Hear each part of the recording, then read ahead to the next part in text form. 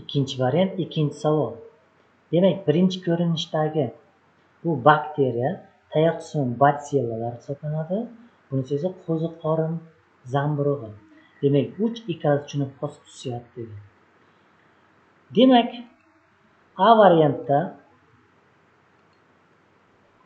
qalin hujayra qobig'iga ega heterotrof organizm ikkalasi ham jinsiy ko'payish kuzatiladi degan. Ikkalasida ham jinsiy ko'payish kuzatilmaydi. A javob chiqib ketdi. B javob 2 veglet tanaga ega, to'g'ri. Ikkalasi ham spora orqali ko'payadi. Irsiy axborot yadroda joylashmagan. Haqiqatdan ham veglet tanaga ega zamburug'da irsiy axborot yadroda joylashmagan, chunki bakteriyada yadro bo'lmaydi. Uch ikkalasidan spora hosil qiladi. Javob B variant.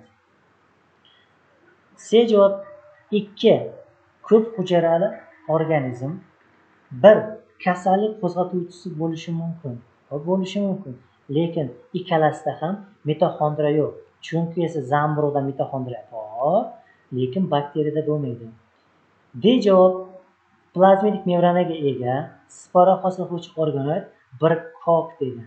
Demak, bir kok emas, bu tayoq qismi batsilla hisoblanadi.